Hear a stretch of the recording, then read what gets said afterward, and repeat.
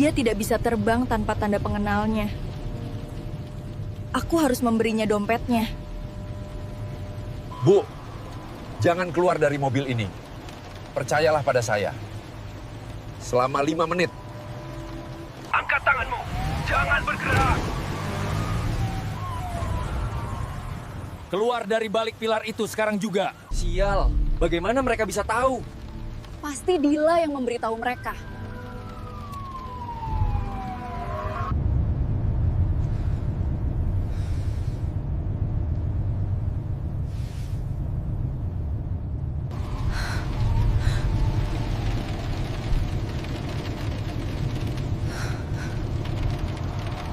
Angka digital di sudut kanan bawah layar monitor laptopku berkedip pelan, berubah dari 23.14 menjadi 23.15. Cahaya biru dari layar itu menjadi satu-satunya sumber penerangan yang dominan di kubikal kerjaku, sementara lampu utama ruangan kantor sudah dimatikan sejak 2 jam lalu oleh petugas kebersihan. Mataku terasa panas dan kering, seolah ada butiran pasir halus yang menjejal di balik kelopak mata. Aku mengerjap beberapa kali, mencoba mengusir rasa perih itu, lalu menghirap nafas panjang yang terdengar terlalu keras di ruangan yang sunyi ini. Akhirnya selesai, gumamku pelan, lebih kepada diri sendiri. Suaraku terdengar serak. Aku meregangkan tubuh, mengangkat kedua tangan tinggi-tinggi, hingga terdengar bunyi kertak pelan dari tulang punggungku yang kaku. Seharian duduk menghadap tumpukan data penjualan dan revisi presentasi membuat sekujur tubuhku terasa remuk.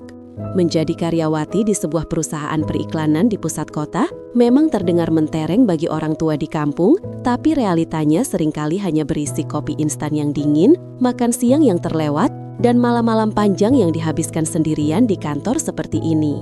Perlahan, aku mulai membereskan meja, memasukkan laptop ke dalam tas, merapikan kertas-kertas yang berserakan, dan mematikan lampu meja kecilku. Seketika, kegelapan menyergap. Hanya ada bias cahaya lampu jalan dari jendela kaca besar di sisi ruangan yang menembus masuk, menciptakan bayang-bayang panjang dari kursi dan meja yang kosong. Suasana kantor yang biasanya riuh dengan suara telepon dan obrolan rekan kerja, kini terasa asing, bahkan sedikit mencekam. Aku melangkah keluar dari kubikel, suara sepatu hak tinggiku memantul di lantai marmer, menciptakan gema yang berirama, tak, tak, tak. Setiap langkah terasa berat, seakan gravitasi bekerja 2 kali lebih kuat malam ini. Aku berjalan menyusuri lorong menuju lift, melewati deretan ruangan kaca yang gelap. Sesekali aku menoleh, perasaan irasional kalau ada yang mengawasi tiba-tiba muncul, tapi tentu saja tidak ada siapa-siapa. Hanya aku, Dewi, dan keheningan gedung pencakar langit ini. Di dalam lift, aku bersandar pada dinding besi yang dingin sambil memijat pelipisku yang mulai berdenyut. Pantulan wajahku di pintu logam terlihat menyedihkan, lingkaran hitam di bawah mata terlihat jelas meski tertutup bedak yang mulai luntur, dan rambutku yang tadi pagi tertata rapi, kini sedikit berantakan. Aku mengeluarkan ponsel dari saku blazer, mengecek aplikasi transportasi online. Baterai ponselku tinggal 15%. Ayo jangan mati dulu, bisikku sambil mengetikkan alamat rumah. Sinyal di dalam lift buruk, membuat lingkaran loading di layar berputar tanpa henti. Baru ketika pintu lift terbuka di lantai dasar, aplikasi itu berhasil memproses permintaanku. Lobi gedung sudah sepi, meja resepsionis kosong, hanya ada seorang petugas keamanan paruh baya yang sedang duduk terkantuk-kantuk di pos penjagaan dekat pintu keluar. Mendengar langkah kakiku, ia tersentak kaget dan buru-buru menegakkan duduknya. "Lembur lagi Mbak Dewi?" tanyanya ramah, meski matanya masih terlihat merah karena menahan kantuk. Aku memaksakan seulah senyum tipis. "Iya Pak, biasalah akhir bulan, laporan numpuk. Hati-hati Mbak, di luar sudah sepi banget, hujan juga baru reda kayaknya, jalanan licin," ujarnya sambil menekan tombol untuk membukakan pintu kaca otomatis yang sudah dikunci. "Terima kasih Pak, saya cuma nunggu taksi di depan kok," jawabku sambil melangkah keluar. Begitu pintu terbuka, udara malam langsung menerpa wajahku. Bukan udara segar, melainkan campuran bau aspal basah, sisa asap knalpot, dan kelembapan khas kota besar setelah hujan. Benar kata Bapak Satpam tadi, jalanan basah dan mengilap tertimpa cahaya lampu kota. Genangan air di tepi trotoar memantulkan cahaya neon dari papan reklame raksasa di seberang jalan yang masih menyala terang. menampilkan iklan minuman berenergi yang terasa sangat ironis dengan kondisiku saat ini. Aku berdiri di pinggir trotoar, mendekap tas kerjaku erat-erat ke dada untuk menghalau angin yang menusuk menembus blazer tipisku. Jalanan di depan gedung kantor yang biasanya macet total saat jam pulang kerja, kini lengang. Hanya 1-2 kendaraan yang melintas dengan kecepatan tinggi, meninggalkan suara deru mesin yang menjauh dan kemudian menghilang, menyisakan kesunyian lagi. Ponselku bergetar. Aplikasi menunjukkan bahwa pengemudi taksi online sedang menuju ke lokasiku. Estimasi kedatangan 7 menit. 7 menit, keluhku dalam hati. Waktu yang terasa sangat lama ketika tubuhmu sudah berteriak minta diistirahatkan. Aku mengedarkan pandangan ke sekitar. Distrik bisnis ini memang aneh. Di siang hari, tempat ini adalah jantung kota yang berdetak cepat, penuh ambisi dan manusia yang berlari mengejar waktu. Tapi di malam larut begini, ia berubah menjadi raksasa beton yang tidur, dingin dan tak peduli. Gedung-gedung tinggi di sekitarku menjulang ke langit gelap seperti tembok penjara raksasa. Jendela-jendela gelap di atas sana seolah mata-mata kosong yang menatapku hampa. Di seberang jalan, sebuah minimarket 24 jam memancarkan cahaya putih yang menyilaukan, kontras dengan deretan toko lain yang sudah tutup dan digembok rapat. Aku sempat berpikir untuk menyeberang dan membeli minuman hangat, tapi rasa lelah di kakiku membuatku enggan bergerak lebih jauh. Aku memutuskan untuk tetap berdiri di tempatku, di bawah sorotan lampu jalan yang sedikit berkedip-kedip, seakan bohlamnya akan putus sebentar lagi. Tiba-tiba, seekor kucing liar berwarna orange muncul dari balik pot tanaman hias besar di dekat pintu lobi. Kucing itu mengeong pelan, menatapku dengan mata bulatnya, lalu menggesekkan tubuhnya ke kakiku yang berbalut stoking hitam. "Halo, Pus," sapaku pelan, sedikit terhibur. Aku berjongkok sebentar, mengulurkan tangan untuk mengelus kepala kucing itu. Bulunya kasar dan sedikit basah. "Kamu juga belum pulang, atau memang rumahmu di sini?" Kucing itu hanya mengeong lagi, lalu berjalan menjauh menuju tong sampah di sudut jalan, mungkin mencari sisa makanan. Kehadiran makhluk hidup lain, meskipun hanya seekor kucing, sedikit mengurangi rasa sepi yang mencekam. Aku kembali berdiri dan mengecek ponsel. 3 menit lagi. Mobil yang akan menjemputku masih berada di persimpangan lampu merah beberapa blok dari sini. Aku memperhatikan titik ikon mobil di peta digital yang bergerak sangat lambat. Angin malam berhembus lagi, kali ini lebih kencang, membawa serta beberapa helai daun kering yang berguguran di trotoar. Aku merapatkan kerah blazerku. Suasana di sudut kota ini benar-benar membuat perasaanku tidak enak.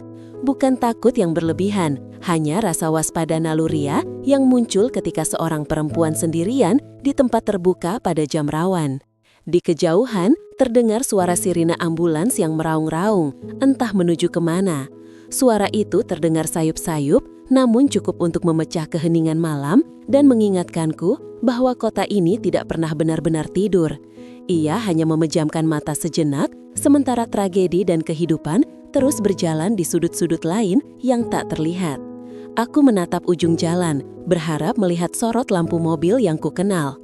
Pikiranku mulai melayang ke kasur empuk di kamar kosku, membayangkan nikmatnya melepas sepatu, membersihkan wajah, dan menenggelamkan diri di bawah selimut tebal. Besok pagi aku harus kembali ke sini, kembali berkutat dengan rutinitas yang sama, menghadapi bos yang menuntut dan klien yang rewel. Siklus yang seakan tak berujung. Kadang aku bertanya-tanya, apakah semua kelelahan ini sepadan? Apakah gaji yang kuterima cukup untuk menebus waktu-waktu yang hilang dan kesehatan yang perlahan tergerus? Lamunanku buyar ketika sebuah mobil sedan hitam perlahan menepi ke arahku. Sorot lampunya menyapu trotoar, membuatku menyipitkan mata. Aku buru-buru mencocokkan plat nomor mobil itu dengan yang tertera di aplikasi. B1892 KTL. Cocok. Rasa lega luar biasa membanjiri dadaku. Akhirnya, aku tidak perlu lagi berdiri di pinggir jalan yang dingin dan sepi ini. Aku melangkah mendekati mobil itu. Kaca jendela depan turun perlahan, menampilkan wajah sopir yang samar-samar di balik kemudi. Seorang pria paruh baya dengan topi pet di kepalanya. "Atas nama Mbak Dewi?" tanyanya memastikan. "Iya Pak, sesuai aplikasi ya," jawabku sambil membuka pintu belakang. Udara sejuk dari pendingin mobil menyambutku saat aku menghempaskan tubuh ke jok belakang. Aromanya wangi jeruk, sedikit menyengat tapi jauh lebih baik daripada bau jalanan di luar. Tujuannya ke Jalan Melati ya Mbak? Sopir itu bertanya lagi sambil mulai menjalankan mobil. Betul Pak, lewat jalan biasa saja ya, jam segini harusnya sudah lancar, sahutku sambil menyandarkan kepala. Mobil mulai melaju, meninggalkan gedung kantor yang menjulang gelap di belakangku. Aku menatap keluar jendela, melihat pemandangan kota yang bergerak mundur. Lampu-lampu jalan berurutan melewati kaca jendela, seperti garis-garis cahaya yang abstrak. Rasa kantuk mulai menyerang dengan dahsyat. Getaran halus mesin mobil dan alunan musik radio yang diputar pelan oleh sopir, lagu lawas tahun 90-an, seolah-olah menjadi lagu pengantar tidur. Kelopak mataku terasa semakin berat. Aku membiarkan diriku rileks, menikmati momen perjalanan pulang ini. Setidaknya untuk 30 menit ke depan, aku tidak perlu memikirkan pekerjaan. Aku aman di dalam taksi ini, menuju rumah, menuju istirahat. Namun di sudut hatiku yang paling kecil, ada perasaan ganjil yang tersisa dari trotoar tadi. Perasaan hampa yang dibawa oleh angin malam di sudut kota yang sepi. Seolah-olah malam ini belum benar-benar berakhir, dan istirahat yang kudambakan mungkin tidak akan datang semudah itu. Tapi aku terlalu lelah untuk memperdulikannya. Aku memejamkan mata, membiarkan kegelapan membawaku pergi sejenak dari hiruk-pikuk dunia. Cahaya lampu depan mobil sedan tua itu menyapu aspal basah di hadapanku, menciptakan pantulan kekuningan yang sedikit menyilaukan mata. Mobil itu melambat, bannya menggilas genangan air sisa hujan dengan suara cipratan pelan sebelum akhirnya berhenti tepat beberapa langkah dari tempatku berdiri. Ada sedikit keraguan yang sempat menahan kakiku untuk melangkah maju, sisa-sisa kewaspadaan yang belum sepenuhnya luntur oleh rasa lelah. Namun, ketika kaca jendela di sisi pengemudi diturunkan secara manual, keraguan itu perlahan menguap. Seorang pria paruh baya menengok ke arahku, wajahnya dihiasi guratan-guratan usia yang tegas, namun matanya memancarkan keteduhan yang anehnya terasa familiar. Kumis tebal yang sudah didominasi warna putih menutupi sebagian bibirnya yang kini tersenyum ramah. Dia tidak tampak seperti ancaman, dia tampak seperti seorang bapak yang sedang menunggu anaknya pulang sekolah. "Mari Neng, butuh tumpangan?" Suaranya berat dan serak namun terdengar sopan. Namanya Ahmad. Aku melihat kartu identitas pengemudi yang tergantung miring di dashboard mobilnya begitu aku membungkuk sedikit untuk melihat ke dalam. Aku mengangguk lemah, terlalu lelah untuk mengeluarkan suara. Tanganku meraih pegangan pintu taksi yang terasa dingin dan sedikit berkarat. Perlu sedikit tenaga ekstra untuk menariknya hingga terbuka, menandakan usia kendaraan ini yang mungkin sudah melampaui masa primanya. Begitu aku menjatuhkan diri ke jok belakang yang empuk namun berbau apek khas mobil tua, campuran aroma tembakau yang samar dan pengharum jeruk sintetik, rasa lega luar biasa langsung menjalar dari ujung kaki hingga ke kepala. "Kemana tujuannya, Neng?" Pak Ahmad bertanya sambil menoleh sekilas ke belakang, memastikan aku sudah duduk dengan nyaman. Aku menyebutkan alamat rumahku, sebuah kawasan perumahan lama di pinggiran kota yang biasanya sepi di jam segini. Pak Ahmad mengangguk paham, lalu dengan cekatan memutar kemudi. Mobil bergerak perlahan meninggalkan trotoar, kembali menyatu dengan arus lalu lintas malam yang mulai lengang. Pintu tertutup dan seketika itu juga hiruk-pikuk suara kota di luar sana teredam. Dunia menyempit menjadi ruang kabin taksi yang remang-remang ini. Perjalanan dimulai dalam keheningan yang panjang. Tidak ada musik bising dari radio, hanya suara dengungan mesin mobil yang terdengar sedikit kasar saat Pak Ahmad menginjak gas, serta desiran angin malam yang menyelinap masuk melalui celah kaca jendela yang tidak tertutup rapat sempurna. Suara-suara itu menciptakan irama monoton yang justru menenangkan saraf-sarafku yang sedari tadi tegang. Aku menyandarkan kepalaku ke kaca jendela, membiarkan getaran mesin merambat ke pelipis. Di luar sana, lampu-lampu jalanan melesat lewat seperti garis-garis neon yang kabur. Toko-toko yang sudah tutup, halte bus yang kosong, dan pejalan kaki yang berjalan tergesa-gesa, semuanya tampak seperti adegan film bisu yang diputar di balik layar kaca. Aku merasa seperti penonton yang terpisah dari realitas, aman di dalam kepompong besi yang bergerak ini. Pak Ahmad tampaknya mengerti bahwa aku tidak sedang ingin mengobrol. Dia fokus pada jalanan di depan, sesekali matanya melirik ke kaca spion tengah, bukan untuk mengawasi, melainkan memastikan penumpangnya baik-baik saja.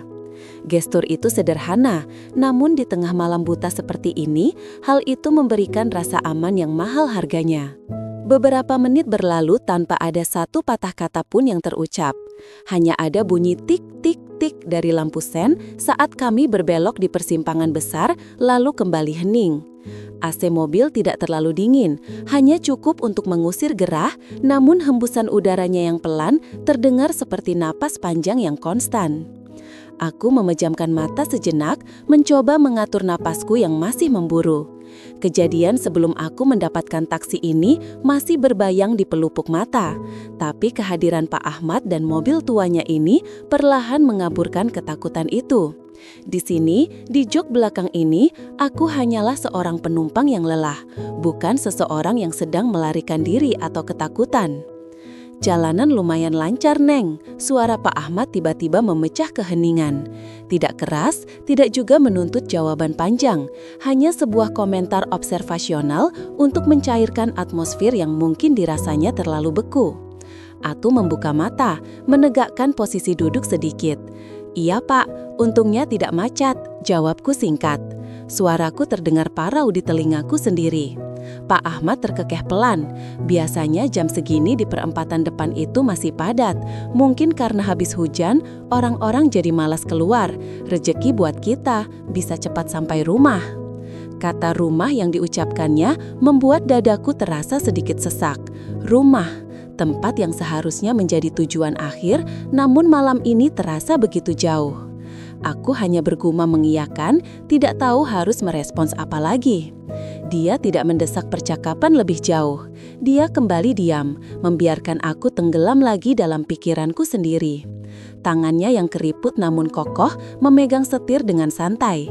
Jari-jarinya sesekali mengetuk-ngetuk pelan mengikuti irama yang entah apa. Mungkin sebuah lagu lawas yang berputar di kepalanya. Di dashboard, sebuah tasbih kayu kecil bergoyang-goyang pelan, berayun ke kiri dan ke kanan setiap kali mobil berbelok, menciptakan gerakan hipnotik yang membuat mataku semakin berat. Aku mengamati punggung Pak Ahmad dari belakang. Kemeja batiknya yang sudah pudar warnanya tampak rapi meski kerahnya sedikit lusuh. Ada ketenangan yang terpancar dari sosoknya. Berbeda dengan pengemudi taksi online yang seringkali terburu-buru mengejar target poin atau terlalu banyak bicara untuk meminta bintang 5, Pak Ahmad membawa suasana konvensional yang nostalgik. Dia mengemudi dengan tempo yang stabil, tidak menyalip sembarangan, seolah dia sangat menghargai nyawa yang ada di dalam kendaraannya. Jalanan semakin sepi saat kami memasuki area yang lebih pinggir dari pusat kota. Lampu jalanan mulai berjarak lebih jauh satu sama lain, menciptakan kantung-kantung kegelapan di antara tiang-tiang beton. Bayangan pohon-pohon besar di pinggir jalan jatuh menimpa kap mobil, bergerak cepat seperti hantu yang ingin ikut menumpang. Keheningan ini mulai terasa berbeda. Jika di awal tadi rasanya menenangkan, kini perlahan berubah menjadi ruang kosong yang memaksa isi kepalaku untuk berteriak. Tanpa distraksi suara radio atau obrolan, pikiran-pikiran yang coba kutekan mulai merembes keluar tentang apa yang kutinggalkan di belakang dan apa yang mungkin menungguku di depan. Aku meremas tas tanganku lebih erat, jari-jariku memutih. Untuk mengalihkan perhatian, aku mencoba fokus pada detail-detail kecil di dalam mobil. Sarung jok yang sedikit robek di bagian ujung, stiker doa perjalanan yang tertempel miring di kaca depan, dan suara nging halus yang sesekali muncul dari roda belakang. "Neng," panggil Pak Ahmad lagi. Kali ini nadanya sedikit lebih hati-hati. "Ya, Pak." Aku tersentak sedikit. Dia menatapku lewat spion tengah, tatapannya teduh. "Kalau boleh Bapak saran, sandar saja dulu. Kelihatan capek sekali. Perjalanan masih ada 20 menitan lagi. Nanti kalau sudah dekat, Bapak bangunkan." Kebaikan hati orang asing ini nyaris membuat pertahananku runtuh. Mataku terasa panas. Di kota yang seringkali terasa dingin dan tak peduli ini, perhatian kecil dari seorang sopir taksi tua terasa seperti pelukan hangat. Terima kasih Pak Ahmad, ucapku pelan, tulus. Saya cuma sedikit pusing. Istirahat saja, Neng, aman. Bapak sudah 30 tahun nyetir di rute ini. Tutup mata saja, biar pusingnya hilang. Aku menuruti sarannya. Aku kembali menyandarkan punggung, membiarkan tubuhku tenggelam dalam sandaran kursi. Keheningan kembali mengambil alih, tapi kali ini rasanya tidak lagi mencekam. Suara mesin mobil tua ini berubah menjadi semacam nina bobo mekanis. Mobil terus melaju menembus malam. Di luar angin semakin kencang, menggoyangkan dahan-dahan pohon. Tapi di dalam sini, di balik kendali Pak Ahmad, dunia terasa stabil. Untuk sementara, setidaknya selama 20 menit ke depan, aku tidak perlu memikirkan apa-apa. Aku hanya perlu percaya bahwa mobil ini akan membawaku ke tujuan, membelah gelap malam yang menyelimuti kota. Aku menarik napas panjang, menghirup aroma jeruk sintetik itu dalam-dalam, dan membiarkan kelopak mataku tertutup sepenuhnya. Perjalanan ini masih panjang, dan keheningan adalah satu-satunya teman yang paling jujur saat ini. Suasana di dalam taksi kembali hening setelah percakapan singkat kami sebelumnya. Hanya suara deru mesin tua mobil sedan ini dan gesekan ban di atas aspal basah yang mengisi kekosongan. Radio sengaja kumatikan sejak awal perjalanan karena Dewi tampak tidak terlalu suka kebisingan, dan aku pun sedang tidak ingin mendengar celoteh penyiar malam yang biasanya terlalu bersemangat. Kami sudah meninggalkan jalan protokol yang terang benderang. Gedung-gedung tinggi dan papan reklame neon yang menyilaukan mata kini berganti dengan deretan ruko yang sudah tutup dan pohon-pohon perindang jalan yang besar. Cahaya lampu jalan di rute ini tidak seterang di pusat kota. Warnanya lebih kekuningan dan berjarak cukup jauh satu sama lain, menciptakan kantong-kantong bayangan gelap di antara tiang-tiang listrik. Aku melirik sekilas ke arah spion tengah. Dewi masih duduk dengan posisi yang sama, memandang keluar jendela. Wajahnya separuh tersembunyi dalam kegelapan kabin, namun pantulan lampu jalan yang sesekali menerpa wajahnya memperlihatkan ekspresi yang sulit kubaca. Datar, namun ada guratan kelelahan yang sangat dalam di sana. Atau mungkin itu hanya imajinasiku saja karena rasa kantuk yang mulai menyerang. "Masih jauh, Mbak?" Tanyaku memecah keheningan, sekadar ingin memastikan agar aku tidak melewatkan belokan. Dewi menoleh sedikit lalu kembali menatap ke depan. "Sebentar lagi, Pak, setelah jembatan kecil di depan, kita belok kiri, masuk ke arah perumahan lama." Aku mengangguk, lalu memindahkan kaki ke pedal rem sedikit saat melihat jembatan yang dimaksud. Mobil berbelok ke kiri, memasuki jalanan yang jauh lebih sempit. Aspal di sini tidak mulus, banyak lubang-lubang kecil yang membuat suspensi mobilku berdecit protes. Kawasan ini memang terkenal sebagai daerah pemukiman tua yang cukup rimbun. Pohon-pohon besar yang dahan-dahannya saling menaut di atas jalan membuat suasana terasa seperti memasuki terowongan alam. Semakin masuk ke dalam, suasana semakin sepi. Tidak ada kendaraan lain yang melintas, bahkan rumah-rumah penduduk pun tampak tertutup rapat, seolah penghuninya sudah terlelap sejak sore. Hanya ada 1-2 lampu teras yang menyala redup, sisanya gelap gulita. Bulu kuduku sedikit meremang, bukan karena takut, melainkan karena dinginnya AC yang entah kenapa terasa lebih menusuk tulang malam ini. "Di depan ada pertigaan, Pak, nanti berhenti di situ saja." Suara Dewi terdengar pelan namun tegas. Aku menyipitkan mata, berusaha menembus kegelapan di depan. Memang, ada sebuah persimpangan jalan, atau lebih tepatnya pertigaan kecil. Namun, tempat itu terlihat sangat tidak ideal untuk menurunkan penumpang. Tidak ada lampu penerangan jalan tepat di titik itu. Sebuah pohon beringin tua dengan akar gantung yang menjuntai, berdiri kokoh di salah satu sudutnya, membuat area itu tertutup bayang-bayang pekat yang nyaris sempurna. Rumah-rumah di sekitar pertigaan itu juga tampak jauh. Kiri dan kanannya hanya berupa pagar tembok tinggi yang ditumbuhi tanaman liar dan lahan kosong yang gelap. "Di pertigaan itu, Mbak?" Tanyaku ragu, laju mobilku coba perlambat. "Itu gelap sekali loh, nggak mau saya antar sampai depan pagar rumah saja. Bahaya kalau jalan sendirian malam-malam begini di tempat gelap." Naluriku sebagai seorang bapak muncul. Aku punya anak perempuan di kampung, dan aku tidak akan tenang jika membiarkan anakku turun di tempat segelap ini sendirian. apalagi lewat tengah malam. Kejahatan bisa terjadi di mana saja, dan tempat sepi seperti ini adalah lokasi favorit bagi mereka yang berniat jahat. "Nggak apa-apa, Pak," tolak Dewi halus. "Rumah saya masuk ke jalan setapak itu, mobil Bapak nggak akan muat. Cuma jalan kaki sebentar kok, sudah biasa."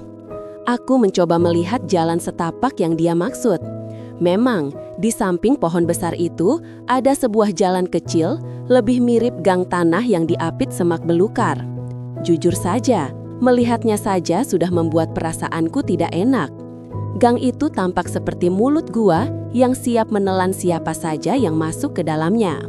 "Yakin, Mbak, saya bisa sorot pakai lampu jauh sampai Mbak masuk gang," tawarku lagi, masih berusaha negosiasi.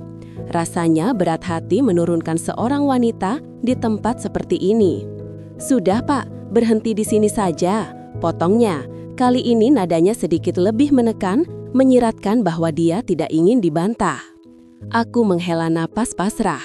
Sebagai sopir taksi, tugasku hanya mengantar sesuai permintaan penumpang. Jika dia bersikeras, aku tidak punya hak untuk memaksa lebih jauh. Perlahan aku menginjak rem dan meminggirkan mobil tepat di mulut pertigaan itu. Suara kerikil beradu dengan ban terdengar renyah memecah kesunyian malam. Mobil berhenti sempurna.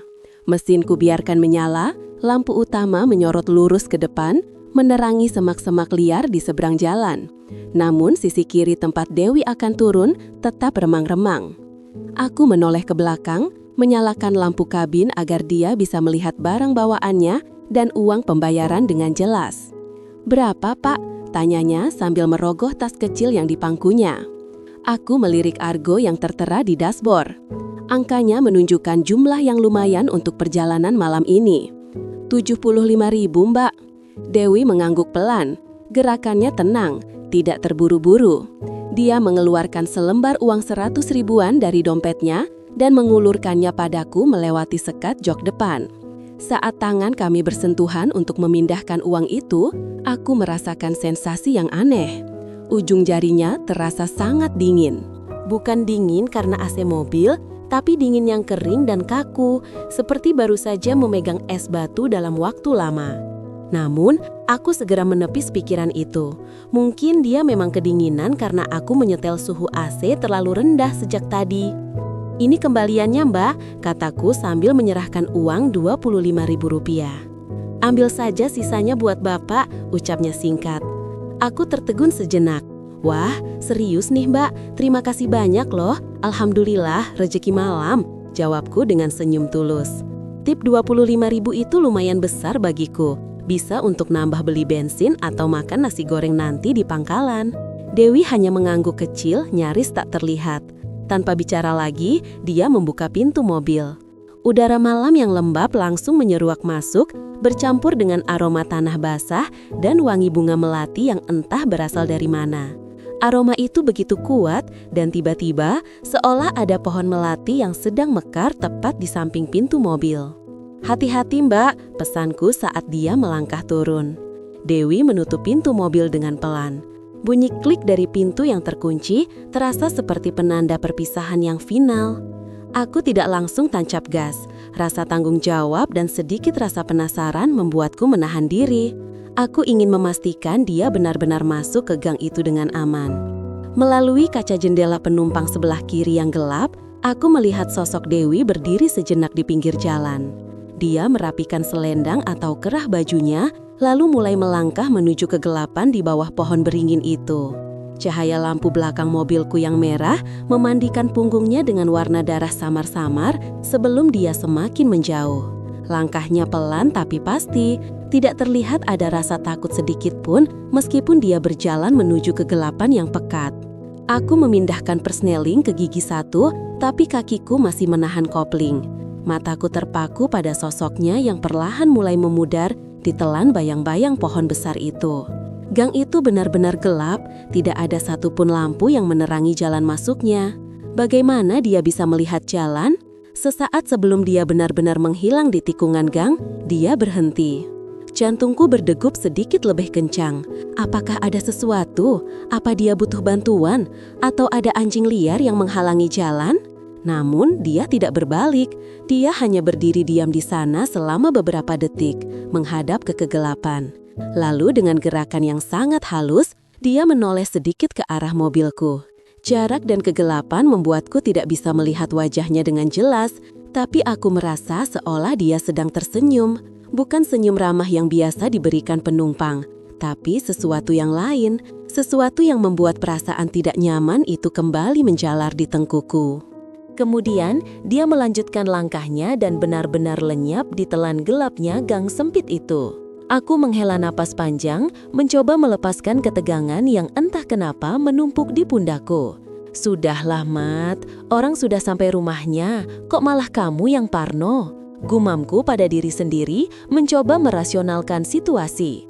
Mungkin dia memang warga asli sini dan sudah hafal mati setiap jengkal jalanan gelap itu. Aku pun melepas kopling perlahan dan menginjak gas. Mobil bergerak maju, meninggalkan persimpangan gelap itu. Aku berniat segera mencari jalan keluar dari kompleks perumahan tua ini dan kembali ke jalan raya yang terang. Rasanya aku butuh kopi panas dan keramaian untuk mengusir hawa dingin yang masih tertinggal di dalam mobil, sisa dari kehadiran penumpangku tadi. Namun, baru saja mobil melaju sekitar 50 meter, mataku menangkap sesuatu di jok belakang lewat spion tengah. Ada benda kecil yang tertinggal di sana, berkilau redup tertimpa cahaya lampu jalan yang baru saja kulewati. Refleks, aku memelankan laju mobil dan menepi lagi. Hatiku berdebar, jangan-jangan dompet atau ponselnya ketinggalan. Kalau iya, mau tidak mau aku harus putar balik ke persimpangan gelap tadi dan menyusulnya ke dalam gang itu. Ide untuk kembali ke sana membuat perutku mulas, tapi aku tidak mungkin mengambil barang orang. Aku menyalakan lampu kabin sekali lagi dan memutar tubuh ke belakang untuk melihat benda apa itu. Itu sebuah selendang tipis berwarna merah marun yang tadi sempat kulihat melilit di leher Dewi. Kainnya terlihat halus, tergeletak begitu saja di atas jok kulit sintetis mobilku, seolah sengaja ditinggalkan. Aduh Gusti, keluhku sambil menepuk jidat. Pakai ketinggalan segala. Aku meraih selendang itu, bahannya sangat dingin di tanganku. Dan lagi-lagi, aroma bunga melati yang sangat kuat langsung menyerbak memenuhi rongga hidungku begitu kain itu terangkat. Wanginya begitu menyengat hingga membuat kepalaku sedikit pusing. Aku menatap selendang itu, lalu menatap jalanan di depan yang sepi, dan kemudian melihat ke spion, ke arah jalan yang baru saja kutinggalkan. Persimpangan gelap itu sudah tidak terlihat, tertutup tikungan jalan. Pikiranku berkecamuk, haruskah aku kembali? Tapi dia sudah masuk ke dalam gang. Aku tidak tahu rumahnya nomor berapa, dan gang itu terasa tidak wajar. Tapi kalau tidak dikembalikan, aku merasa bersalah. Bagaimana kalau ini barang kesayangannya? Aku menimbang-nimbang selendang itu di tangan. Beratnya ringan, tapi rasanya seperti memegang beban 1 ton. Ada dorongan aneh yang menyuruhku untuk membuangnya keluar jendela, tapi ada juga suara hati nurani yang menyuruhku untuk bertanggung jawab. Akhirnya, aku memutuskan untuk memutar balik. Ya sudahlah, coba cek dulu. Kalau nggak ketemu di mulut gang, ya sudah, putusku nekat. Aku tidak akan masuk ke dalam gang itu, cukup memanggil dari jalan raya. Kalau tidak ada jawaban, berarti bukan rezekinya untuk mendapatkan selendang ini kembali malam ini. Dengan perasaan berat, aku memutar setir, membawa mobil tua ini kembali menghadap ke arah persimpangan gelap tempat Dewi turun tadi. Lampu sorot mobilku kembali membelah kegelapan, menyapu jalanan aspal yang rusak, bergerak mendekati pohon beringin besar yang kini tampak semakin angker dari kejauhan. Bayangan dahan-dahannya bergoyang pelan tertiup angin, seolah melambai menyambut kedatanganku kembali. Kali ini, perasaanku jauh lebih tidak enak dibandingkan saat pertama kali berhenti tadi. Seolah-olah persimpangan itu memang sedang menungguku untuk kembali. Hujan di luar semakin deras, menciptakan tirai air yang memburamkan pandangan ke segala arah. Suara ritmis dari penyeka kaca yang bergerak ke kiri dan ke kanan menjadi satu-satunya hal yang menjaga kesadaranku tetap terjaga di tengah kelelahan ini. Aku menyandarkan punggung lebih dalam ke jok mobil, mencoba mencari posisi nyaman meski perasaan gelisah itu belum juga hilang sepenuhnya sejak kami meninggalkan area pemakaman tadi.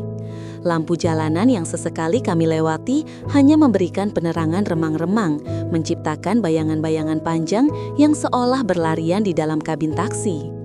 Pak Ahmad mulai mengurangi kecepatan mobilnya secara perlahan.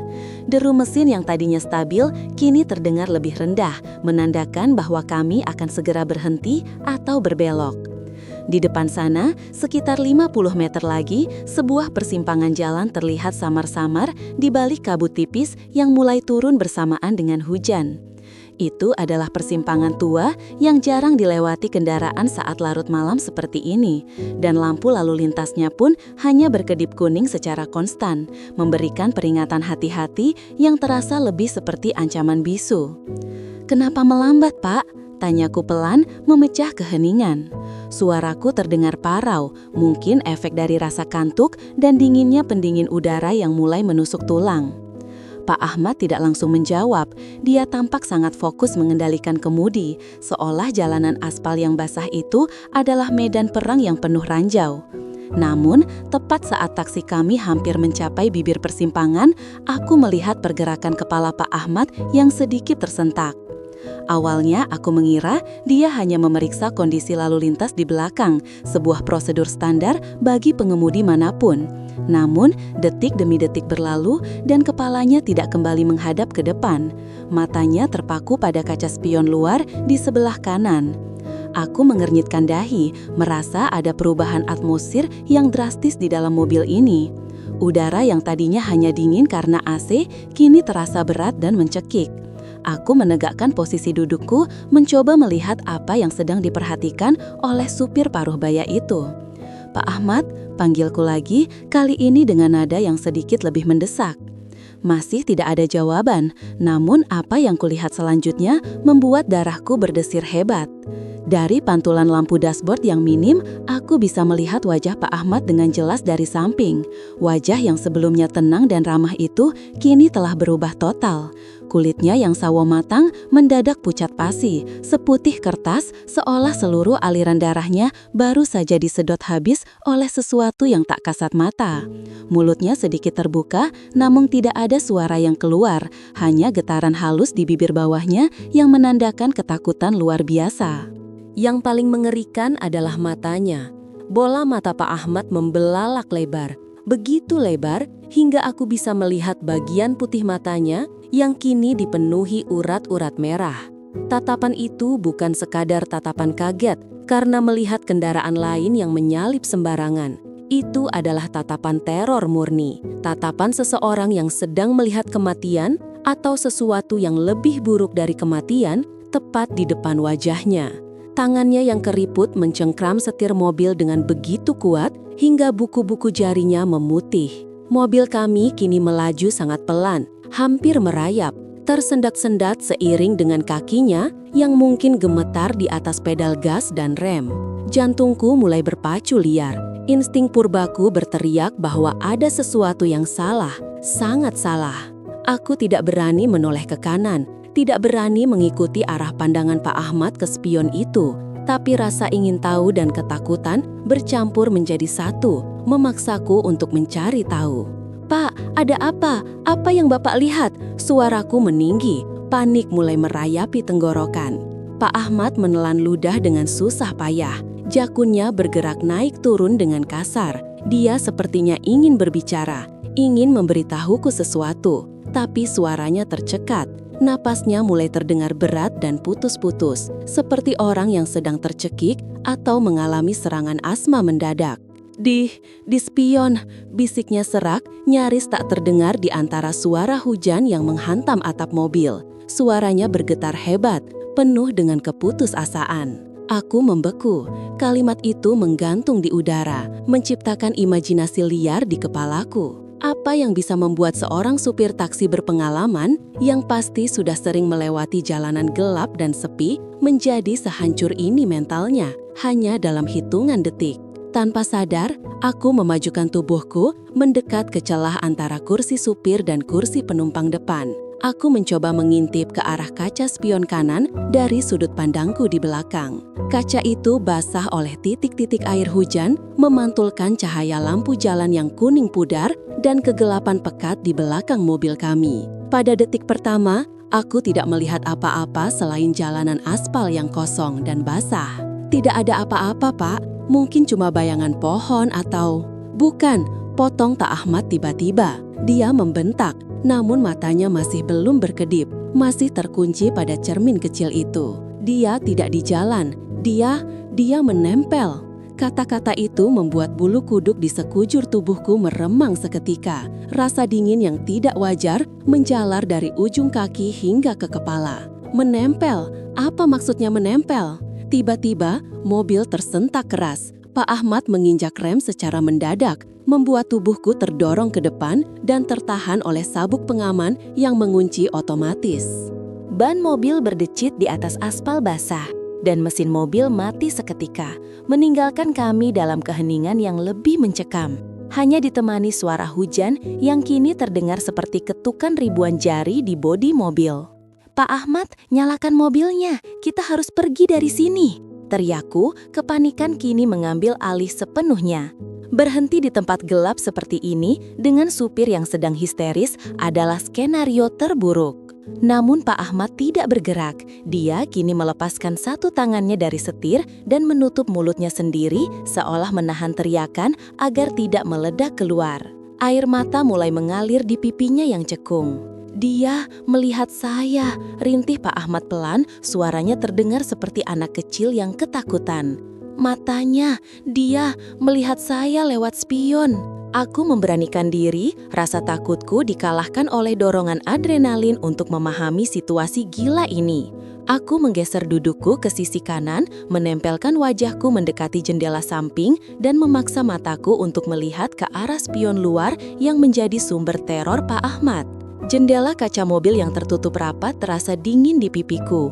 Hujan di luar membuat segalanya kabur, namun aku menyipitkan mata, mencoba menembus bias air dan kegelapan. Dan saat itulah aku melihatnya.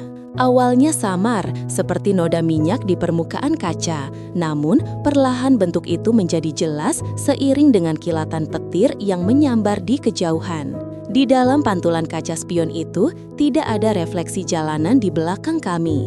Yang ada di sana adalah sebuah wajah. Wajah itu posisinya sangat tidak masuk akal. Ia tidak berada di kejauhan, tidak pula berada di kursi belakang bersamaku. Wajah itu seolah-olah berada tepat di samping luar pintu supir, melayang, atau mungkin menempel pada bodi mobil, tepat di bawah kaca spion, sehingga pantulannya memenuhi seluruh permukaan cermin.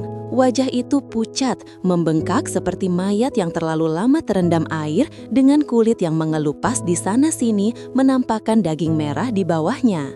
Rambutnya hitam panjang, basah kuyup, dan menempel acak di sekitar pipinya.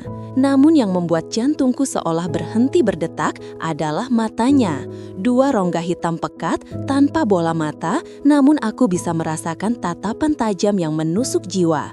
Menatap lurus ke arah pantulan mata Pak Ahmad di spion, dan kini perlahan tatapan kosong itu bergeser, mencari tatapanku. Mulut sosok itu menyeringai lebar, sebuah seringaian yang tidak wajar, sobek hingga ke dekat telinga, memperlihatkan deretan gigi yang runcing dan hitam.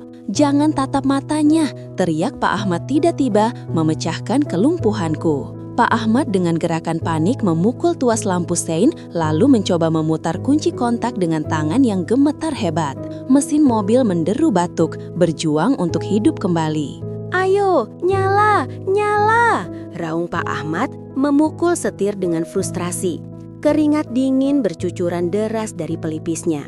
Aku menarik tubuhku menjauh dari jendela secepat kilat, melempar punggungku kembali ke sandaran kursi tengah.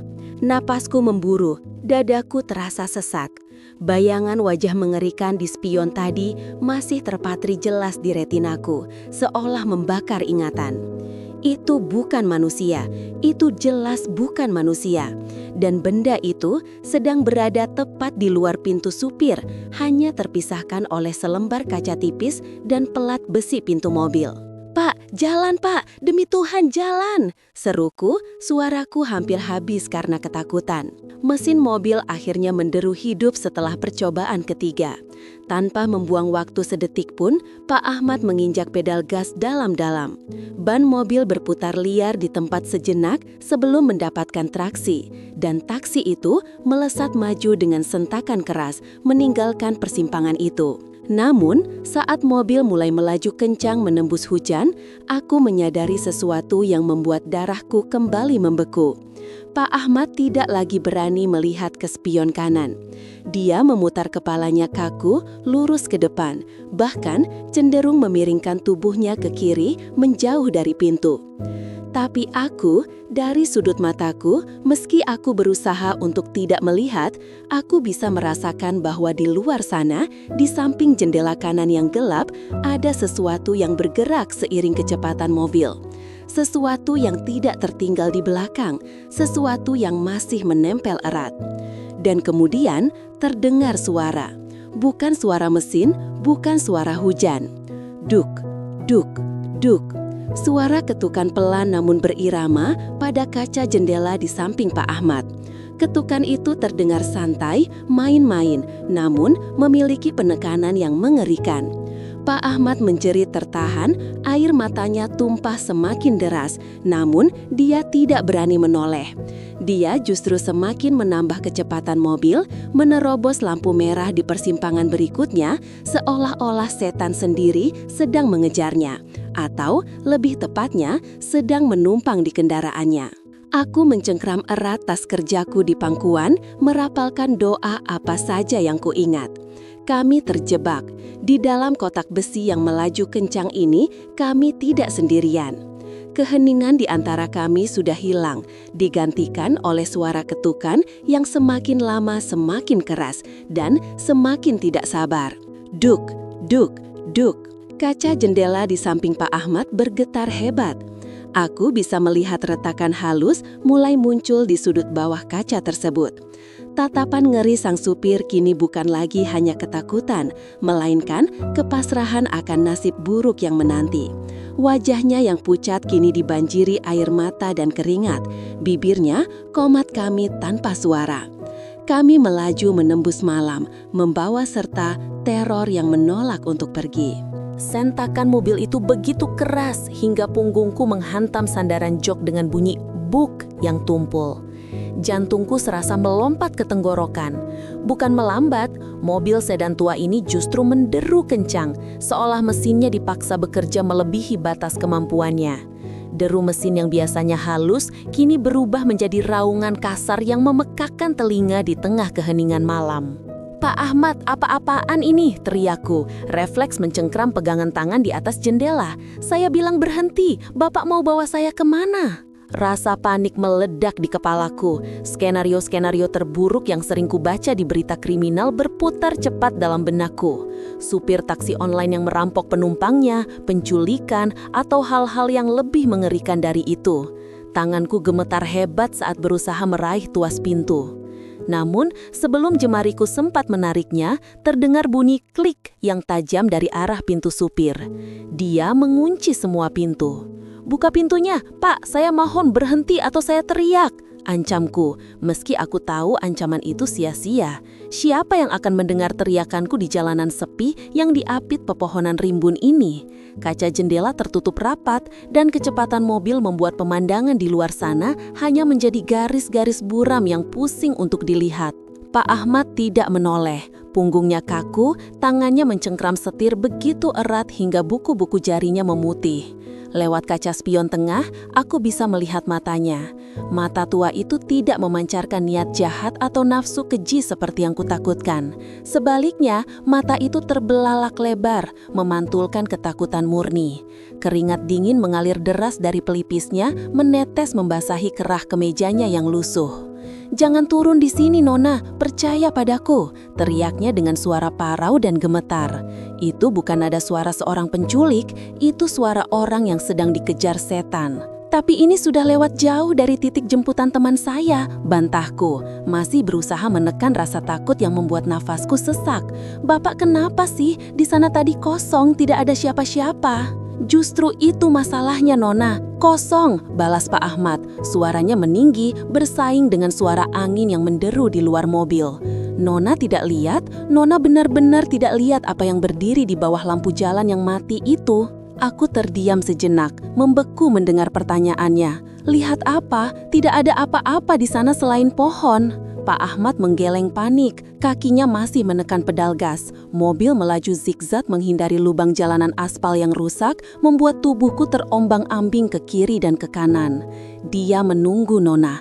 Dia menunggu tepat di tempat Nona minta berhenti tadi. Kalau saya injak rem, dia pasti sudah masuk ke dalam mobil ini. Bulu kuduku meremang seketika. Bukan karena dinginnya AC mobil yang memang sudah terasa menusuk sejak awal perjalanan, tapi karena nada bicara Pak Ahmad yang begitu yakin. Ada ketulusan dalam kepanikannya yang membuat logikaku goyah. Apakah dia gila? Atau apakah dia benar-benar melihat sesuatu yang tidak bisa kulihat? Aku memberanikan diri menoleh ke belakang, menatap jalanan gelap yang baru saja kami tinggalkan. Hanya kegelapan pekat yang tertinggal di sana, ditelan oleh kabut tipis yang mulai turun. Tidak ada kendaraan lain, tidak ada lampu rumah warga. Hanya deretan pohon-pohon angsana tua yang rantingnya menjulur ke jalan seperti tangan-tangan kurus yang ingin menggapai. Pak, tolong pelankan mobilnya. Suaraku mulai merengek, rasa takut akan kecelakaan kini lebih besar daripada rasa takut pada Pak Ahmad. Nanti kita nabrak, tolong Pak. Sebentar lagi Nona, kita harus keluar dari ruas jalan ini dulu. Sedikit lagi sampai di perbatasan jembatan, jawab Pak Ahmad, napasnya memburu. Dia sesekali melirik spion samping dengan gerakan gelisah, seolah memastikan tidak ada yang mengikuti kami. Suasana di dalam kabin mobil terasa begitu berat, udara terasa padat dan menekan dada. Aku merogoh tas tanganku, mencari ponsel, berniat menghubungi siapa saja, polisi, orang tua, atau teman. Namun layar ponselku gelap, tidak ada sinyal. Tanda silang kecil di pojok layar seolah mengeja keputusasaanku. Sial, umpatku pelan. Mobil tiba-tiba berbelok tajam ke kiri, membuat tubuhku terlempar dan menghantam pintu. Aku meringis menahan sakit di bahu. Jalanan mulai sedikit lebih lebar sekarang, dan di kejauhan aku bisa melihat cahaya lampu jalan yang berwarna orange terang, berbeda dengan lampu jalan sebelumnya yang redup dan berkedip-kedip. Setelah melewati sebuah jembatan kecil dengan aspal yang bergelombang, Pak Ahmad akhirnya mulai mengangkat kakinya dari pedal gas. Deru mesin perlahan mereda, kembali ke dengungan normalnya. Kecepatan mobil menurun drastis, dari yang tadinya terasa seperti balapan maut, kini menjadi laju kendaraan normal. Terdengar bunyi klik lagi, kunci pintu otomatis terbuka. Pak Ahmad menghela napas panjang, sangat panjang, seolah dia baru saja menahan napas selama 10 menit terakhir. Bahunya merosot lemas. Dia meminggirkan mobil ke bahu jalan yang terang benderang, tepat di depan sebuah minimarket 24 jam yang terlihat ramai. Mobil berhenti total. Keheningan kembali menyelimuti kami, namun kali ini bukan keheningan yang mencekam, melainkan keheningan canggung pasca badai. Aku masih duduk terpaku di kursi belakang, tanganku masih mencengkram erat tali, jantungku belum juga mau berdetak normal. Maafkan saya, Nona Dewi, suara Pak Ahmad terdengar lemah, jauh berbeda dari teriakan paniknya tadi.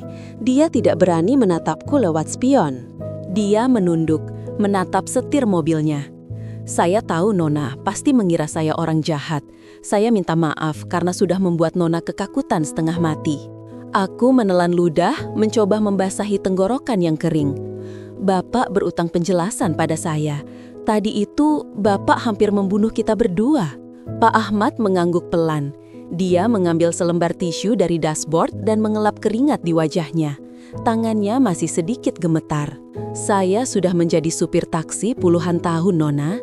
Siang, malam, subuh, semua jalanan di kota ini sudah saya lewati. Mulainya perlahan. Dia memutar tubuhnya sedikit ke belakang agar bisa melihatku, meski matanya masih menyiratkan sisa-sisa trauma. Ada tempat-tempat tertentu yang tidak ramah bagi manusia, apalagi di jam-jam seperti ini. Tempat Nona minta berhenti tadi, di tikungan dekat pohon beringin yang akarnya gantung itu salah satunya. Aku mengernyit. Saya tidak melihat pohon beringin, saya cuma lihat jalanan biasa. Itulah bahayanya. Potong Pak Ahmad cepat. Mata Nona mungkin dikaburkan, tapi mata saya, mata tua ini kadang melihat hal-hal yang tidak ingin saya lihat.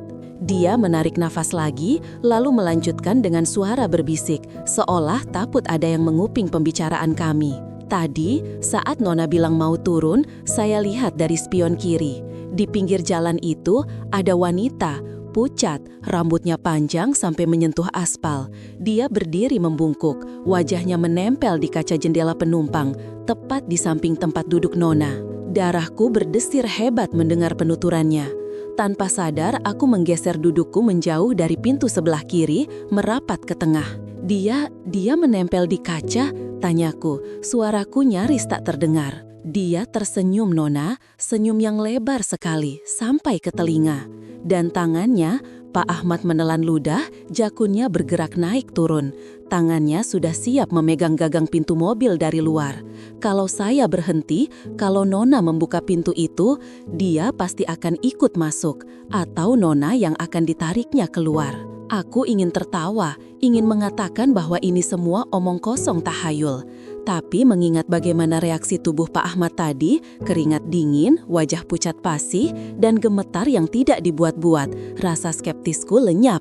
Tidak ada orang yang bisa berakting setakut itu tanpa alasan. Lalu, kenapa Bapak kunci pintunya? Supaya Nona tidak nekat loncat.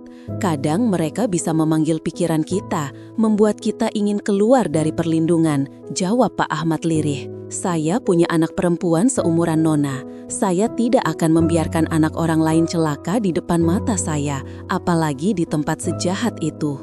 Aku terdiam, memandang punggung pria paruh baya ini dengan pandangan baru. Rasa marahku perlahan surut, berganti dengan rasa terima kasih yang bercampur dengan ketakutan yang masih tersisa. Aku melihat keluar jendela, ke arah minimarket yang terang benderang. Dunia manusia terasa begitu hangat dan aman di sini, kontras sekali dengan jalanan gelap yang baru saja kami lewati. Terima kasih, Pak, ucapku akhirnya. Meskipun jujur saja, saya masih bingung harus percaya soal hantu atau tidak. Tapi saya percaya Bapak tidak berniat jahat. Pak Ahmad tersenyum tipis, senyum lelah seorang bapak. Tidak perlu percaya hantu, Nona. Cukup percaya insting, Nona. Kalau bulu kuduk Nona berdiri tanpa alasan, itu peringatan. Alam bawah sadar kita seringkali lebih tajam daripada mata kita. Dia kembali menghadap ke depan, menyalakan mesin mobil yang sempat dimatikan. Sekarang saya antar Nona sampai ke tujuan yang sebenarnya, ke tempat yang aman. Alamat rumah Nona di aplikasi masih sama kan? Iya, Pak, tolong antar saya pulang saja. Saya tidak jadi bertemu teman saya malam ini, putusku. Keinginanku untuk pergi keluar malam ini sudah menguap sepenuhnya.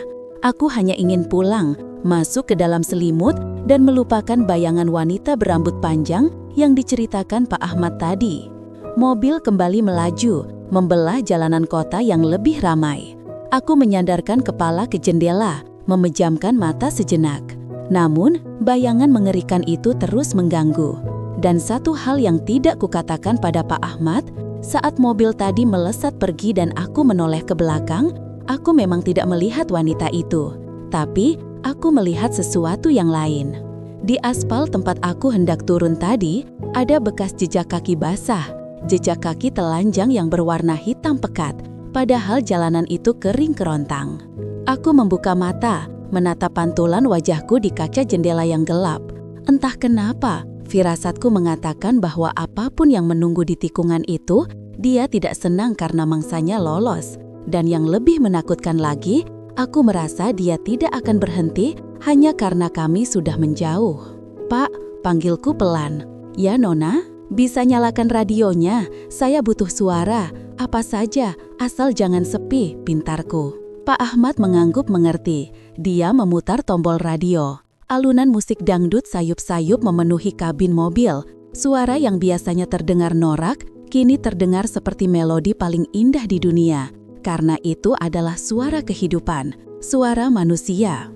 Aku memeluk tasku lebih erat, mencoba mengusir dingin yang masih bersarang di tulang-tulangku. Perjalanan pulang ini terasa jauh lebih panjang dari biasanya. Napasku tertahan di kerongkongan. Rasanya seperti ada bongkahan batu besar yang menyumbat saluran udara. Jantungku bukan lagi berdetak, melainkan menghantam dinding dada dengan kekuatan yang menyakitkan. Baru saja aku menyadari perubahan rute yang drastis itu, mobil sedan tua ini tiba-tiba menghentak ke depan, melaju dengan kecepatan yang tidak wajar. Pemandangan di luar jendela berubah menjadi garis-garis cahaya yang kabur. Jalanan yang seharusnya ramai dengan aktivitas kota, perlahan mulai berganti dengan pepohonan gelap dan penerangan jalan yang minim. Kami semakin menjauh dari pusat keramaian. "Pak Ahmad, Pak!" teriakku. Suaraku pecah di antara deru mesin yang meraung kasar. "Bapak salah jalan, rumah saya bukan ke arah sini, putar balik, Pak." Tidak ada jawaban. Punggung Pak Ahmad tampak kaku. Kedua tangannya mencengkram setir dengan begitu erat hingga buku-buku jarinya memutih. Ia sama sekali tidak menoleh, seolah aku hanyalah hantu yang tidak kasat mata di kursi belakang. Sikap diamnya justru jauh lebih menakutkan daripada bentakan. Keheningan itu terasa dingin, penuh dengan niat yang tidak bisa aku tebak. Kepanikan mulai merayap naik, mengubah darahku menjadi es. Pikiran-pikiran buruk yang selama ini hanya kulihat di berita kriminal televisi, kini berputar liar di kepalaku. Perampokan, penculikan, pembunuhan. Wajah ramah Pak Ahmad yang tadi menyapaku di awal perjalanan, kini terasa seperti topeng yang menyembunyikan monster. Kenapa aku bisa begitu bodoh? Kenapa aku tidak curiga sejak awal? Aku memberanikan diri memajukan tubuh, mendekat ke arah kursi pengemudi, meski seluruh instingku menyuruhku untuk menjauh. "Pak Ahmad, saya mohon berhenti," jeritku lagi. Kali ini lebih keras, nyaris histeris. "Turunkan saya di sini, sekarang!" Lagi-lagi, ia diam. Tatapannya lurus ke depan, kosong namun terfokus pada jalanan aspal yang semakin gelap. Kaki kanannya jelas menekan pedal gas lebih dalam karena tubuhku terhempas kembali ke sandaran kursi saat mobil melibas tikungan tajam dengan kecepatan tinggi. Ban mobil berdecit ngilu, menciptakan suara gesekan karet dan aspal yang menyayat telinga. Rasa mual menyerang perutku, campuran antara mabuk darat dan ketakutan yang memuncak. Aku menoleh ke pintu di sebelah kananku. Dengan tangan gemetar hebat, jari-jariku meraba tuas pintu. Aku menariknya sekuat tenaga. Terkunci, tentu saja terkunci. Bunyi klik halus dari sistem pengunci otomatis yang terdengar beberapa menit lalu, kini terasa seperti vonis mati. Aku mencoba menarik tuas itu lagi, berkali-kali, menyentak-nyentaknya dengan kasar, berharap mekanisme tua mobil ini rusak dan membiarkanku melompat keluar. Tapi pintu itu bergeming, kokoh seolah las mati dengan bodi mobil. "Buka pintunya, buka!" Aku memukul kaca jendela dengan kepalan tangan. Rasa sakit menjalar di tulang-tulang jariku, tapi kaca itu tidak retak sedikit pun. Aku beralih menatap punggung Pak Ahmad lagi. Air mata mulai mengaburkan pandanganku. Rasa takut itu kini bermetamorfosis menjadi keputusasaan yang melumpuhkan. "Pak, Bapak mau apa?" Suaraku berubah menjadi rintihan. "Kalau Bapak butuh uang, ambil saja tas saya. Ambil dompet saya, Pak. Di dalamnya ada uang tunai, ada kartu ATM. Saya kasih tahu PIN-nya. Ambil juga ponsel saya. Ambil semuanya. Tapi, tolong jangan sakiti saya." Aku melemparkan tasku ke kursi depan, berharap benda itu bisa mengalihkan perhatiannya. Tas itu jatuh di jok penumpang depan, tergeletak tanpa arti. Pak Ahmad bahkan tidak meliriknya sedikit pun. Ia terus melaju, membelah malam yang semakin pekat. Reaksi itu membuatku semakin gila. Kalau dia tidak menginginkan uang, lalu apa yang dia inginkan? Nyawaku, tubuhku. Mobil melompat-lompat saat melewati jalanan yang mulai tidak rata. Kami sudah benar-benar keluar dari jalan utama. Di luar jendela, aku hanya bisa melihat siluet pepohonan besar yang menyerupai raksasa-raksasa hitam yang siap menelan kami. Tidak ada lagi lampu jalan, hanya sorot lampu depan mobil yang menjadi satu-satunya sumber cahaya menerangi jalanan tanah berbatu yang sempit. Aku merogoh saku celana, mencari ponselku yang lain, ponsel cadangan yang kadang kubawa. Kosong, ponsel utamaku ada di dalam tas yang baru saja kulemparkan ke depan. Bodoh, betapa bodohnya aku. Aku baru saja menyerahkan satu-satunya alat komunikasi yang bisa menyelamatkanku. Aku kembali menggedor kaca jendela, kali ini dengan kedua tangan, tidak peduli lagi pada rasa sakit. Tolong, tolong, teriakku sia-sia ke arah kegelapan di luar. Tidak ada siapa-siapa di sana. Tidak ada pejalan kaki, tidak ada rumah penduduk, tidak ada kendaraan lain.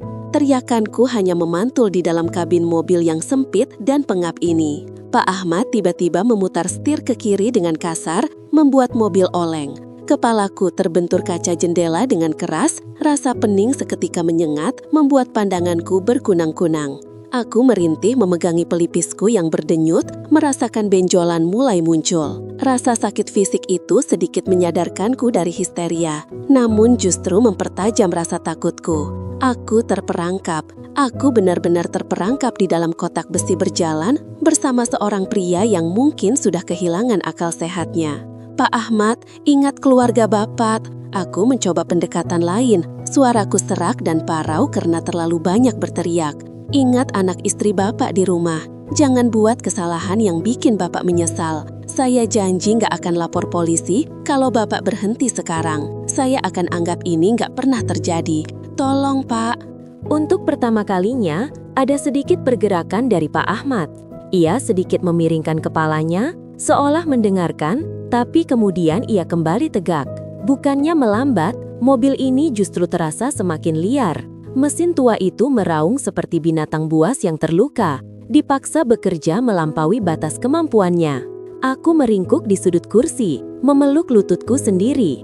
Tubuhku menggigil hebat bukan karena dinginnya AC yang sedari tadi mati, melainkan karena syok. Keringat dingin membasahi punggung dan keningku. Aku merasa sangat kecil dan tidak berdaya. Bayangan wajah ibu dan ayah melintas di benakku. Apakah ini terakhir kalinya aku melihat dunia? Apakah aku akan berakhir menjadi berita di koran esok pagi sebagai mayat tanpa identitas yang ditemukan di pinggir hutan? Mobil berguncang hebat saat menghantam lubang besar. Aku terlempar sedikit ke udara sebelum jatuh kembali ke jok yang keras. Kami memasuki area yang lebih rimbun lagi. Semak belukar tampak menyapu sisi-sisi mobil, menimbulkan suara gesekan kasar yang mengerikan. Aku melihat ke arah spion tengah, mencoba menangkap tatapan mata Pak Ahmad. Di sana, di pantulan cermin persegi panjang itu, aku melihat matanya. Mata itu melotot lebar, tidak berkedip, dengan pupil yang membesar. Wajahnya basah oleh keringat, dan mulutnya sedikit terbuka, menggumamkan sesuatu yang tidak bisa kudengar dengan jelas karena suara mesin. Apakah dia sedang merapal mantra? Atau dia sedang berbicara dengan dirinya sendiri? Pak, bisikku lemah. Tenagaku sudah habis terkuras oleh adrenalin. Tiba-tiba, Pak Ahmad tertawa. Bukan tawa yang lepas, melainkan tawa kecil yang tertahan. Terdengar seperti decitan engsel pintu yang karatan. Sudah dekat, gumamnya parau. Suaranya terdengar asing, berat dan serak. Seolah bukan suara Pak Ahmad yang biasa kudengar. Kata-kata itu membuat bulu kuduku berdiri tegak. Dekat kemana? Ke tempat eksekusi? Ke sarang persembunyiannya? Dekat kemana, Pak? Tanyaku dengan sisa keberanian yang ada. Kita mau kemana? Diam, bentaknya tiba-tiba. Suaranya begitu keras hingga membuatku terlompat kaget. Jangan, banyak tanya. Kamu harus ikut. Kamu harus ada di sana. Itu adalah kalimat utuh pertama yang ia ucapkan sejak kegilaan ini dimulai. Nada suaranya penuh amarah, namun ada nada ketakutan yang terselip di sana. Pak Ahmad tampak sama takutnya denganku, atau mungkin dia takut pada sesuatu yang lain, sesuatu yang menuntut kehadiranku. Aku kembali mencoba membuka pintu, menarik tuas itu dengan putus asa, meski tahu hasilnya akan sama. Aku menendang pintu dengan tumit sepatuku. Buka, saya mau turun. Pak Ahmad membanting setir ke kanan, menghindari sebuah pohon besar yang entah dari mana muncul di tengah jalan setapak ini. Mobil miring berbahaya, dua roda kirinya sempat terangkat dari tanah sebelum kembali menghempas bumi dengan bunyi boom yang keras. Suspensi mobil tua ini menjerit menyedihkan. Guncangan itu membuatku terlempar ke sisi kiri mobil. Bahuku menghantam pintu dengan keras. Rasa sakit kembali menjalar, tapi aku mengabaikannya. Insting bertahan hidupku mengambil alih rasionalitas. Aku harus keluar bagaimanapun caranya. Aku melihat ke depan, ke celah antara dua kursi depan. Rem tangan, kalau aku bisa menarik rem tangan, mungkin mobil akan berhenti atau setidaknya melambat cukup drastis hingga aku bisa melakukan sesuatu. Itu tindakan gila yang bisa membuat mobil terbalik, tapi diam saja di sini sama artinya dengan menyerahkan nyawa. Dengan napas memburu, aku menguatkan hati. Aku melepaskan sabuk pengaman, satu-satunya hal yang menahanku tetap di kursi. Bunyi klik pelepasan sabuk itu terdengar nyaring. Pak Ahmad tampaknya menyadari pergerakanku lewat ekor matanya. "Jangan macam-macam, Dewi," hardiknya tanpa menoleh. Aku tidak peduli. Aku menerjang ke depan, menyusup di antara dua kursi depan. Tanganku terulur, jari-jariku yang gemetar berusaha menggapai batang rem tangan yang ada di konsol tengah. "Lepaskan!" Pak Ahmad berteriak, tangan kirinya melepaskan setir dan memukul tanganku dengan kasar. Pukulannya keras, mengenai pergelangan tanganku, tapi aku sudah kepalang nekat. Aku menahan rasa sakit itu dan berhasil mencengkram ujung rem tangan. "Berhenti, Pak!" jeritku sambil menarik rem tangan itu ke atas sekuat tenaga. Bunyi krak kasar terdengar saat gigi-gigi rem tangan beradu. Ban belakang mobil seketika terkunci. Mobil yang sedang melaju kencang di jalan tanah licin itu langsung kehilangan kendali. Bagian belakang mobil terbuang ke samping, membuat kami berputar liar. Dunia di luar jendela berputar seperti gasing. Langit, pohon, tanah, semuanya bercampur menjadi satu pusaran warna gelap. Tubuhku terlempar ke sana kemari di celah sempit antara kursi depan. Aku mendengar teriakan Pak Ahmad, teriakan panik yang bercampur dengan suara benturan logam dan pecahan kaca. Guncangan itu terasa abadi, sampai akhirnya mobil menabrak sesuatu yang keras. Hantaman itu begitu dahsyat hingga membuat pandanganku gelap seketika. Suara terakhir yang kudengar adalah bunyi klakson yang terus menyala panjang, memecah keheningan hutan yang mencekam sebelum kesadaran perlahan meninggalkanku dalam kegelapan. Bunyi decitan ban yang bergesekan keras dengan aspal memecah keheningan malam, disusul oleh hentakan tubuh kami yang terdorong ke depan saat mobil akhirnya berhenti total. Napasku tertahan di tenggorokan, jantungku berdegup begitu kencang hingga rasanya tulang rusukku bisa retak karenanya. Cahaya putih terang dari lampu neon sebuah minimarket menyergap masuk ke dalam kabin mobil, menyilaukan mata yang sebelumnya terbiasa dengan kegelapan pekat di jalanan sepi tadi.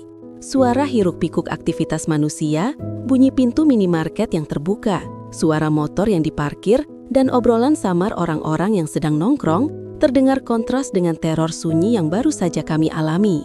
Kami berada di tempat yang ramai sekarang, aman. Namun, atmosfer di dalam mobil ini masih terasa seperti kuburan. Selama beberapa detik tidak ada yang bicara, hanya suara napas kami bertiga yang terdengar memburu, saling bersahutan mengisi kekosongan. Tanganku masih mencengkeram pegangan di atas pintu dengan erat, buku-buku jariku memutih. Perlahan aku menoleh ke samping. Dewi duduk mematung di jok belakang, wajahnya pucat pasi. Matanya terbelalak menatap punggung kursi Pak Ahmad.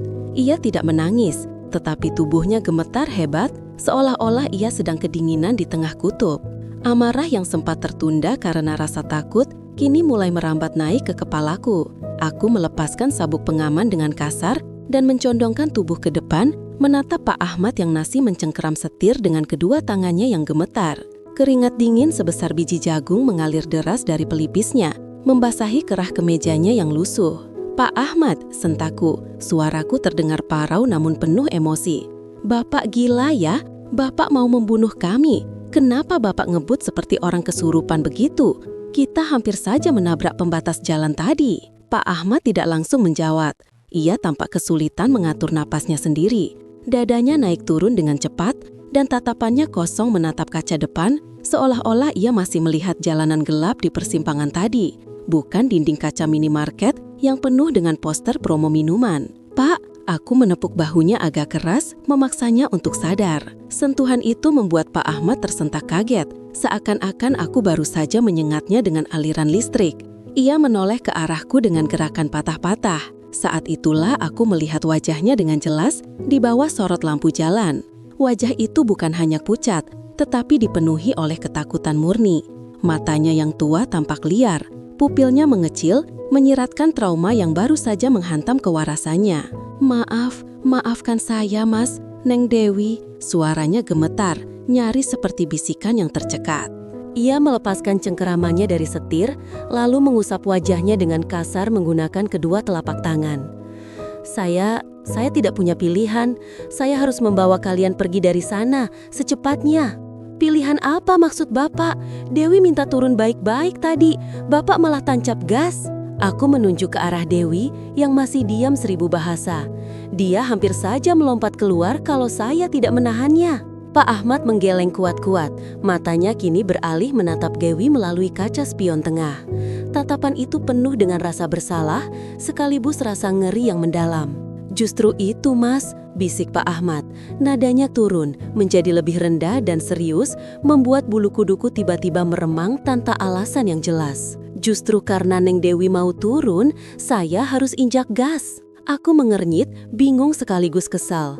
"Maksud Bapak apa? Jangan berbelit-belit." Pak Ahmad menarik napas panjang, mencoba menenangkan detak jantungnya yang masih terdengar memburu. Ia memutar tubuhnya sedikit agar bisa melihat kami berdua dengan lebih jelas. Di bawah cahaya lampu jalan yang menerobos masuk, aku bisa melihat betapa seriusnya ekspresi sopir tua ini. Tidak ada tanda-tanda ia sedang mencari alasan atau berbohong.